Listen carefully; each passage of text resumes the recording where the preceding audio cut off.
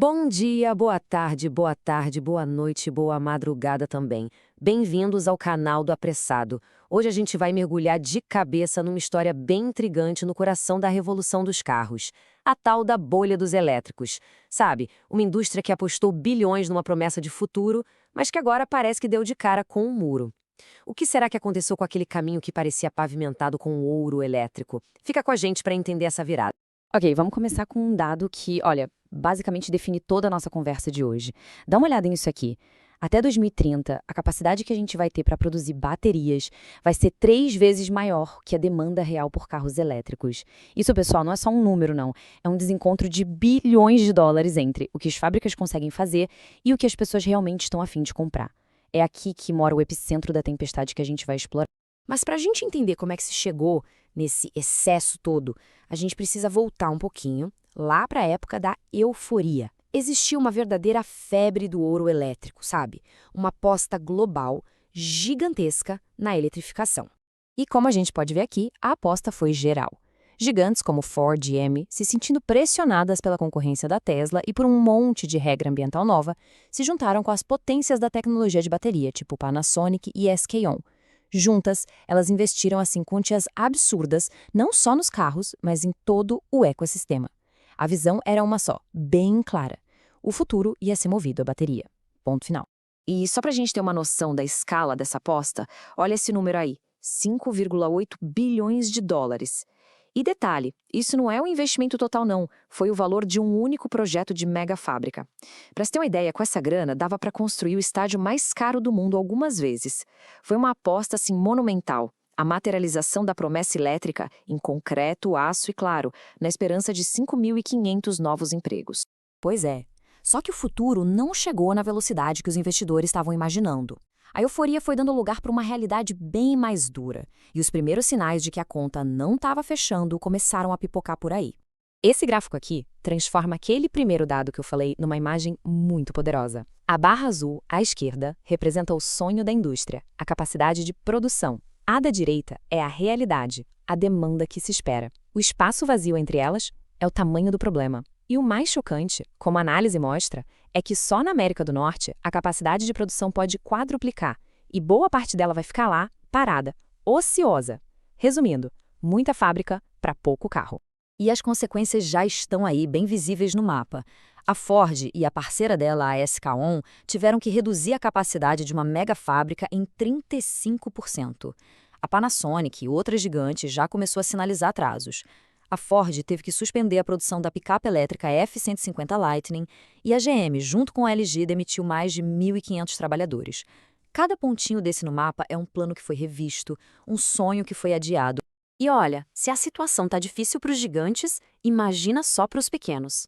Aquela onda de euforia e dinheiro fácil criou um ecossistema inteiro de startups de veículos elétricos. E muitas delas, agora, estão enfrentando o risco de simplesmente sumir do mapa.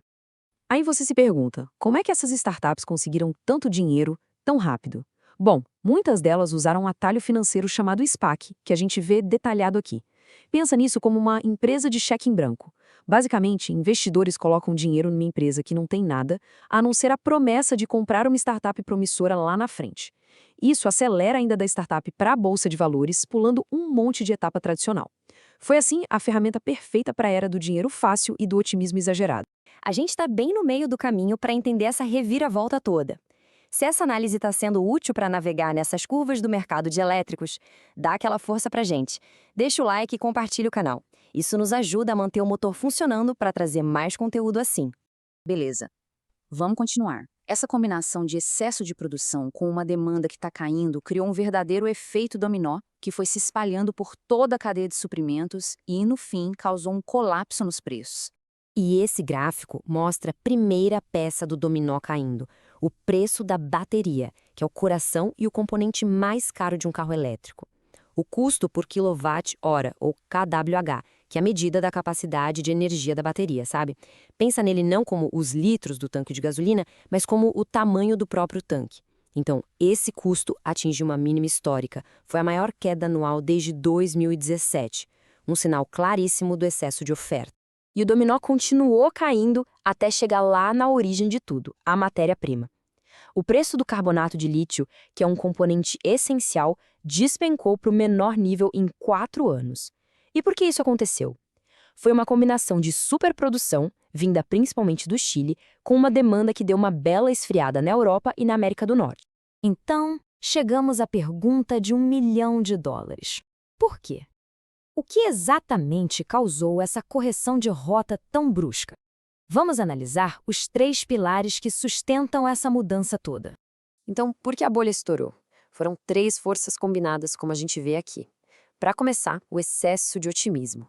Investidores e montadoras agiram como se a adoção em massa fosse acontecer, sim, da noite para o dia, baseando investimentos bilionários em projeções que a realidade simplesmente não confirmou. Depois veio a adoção lenta.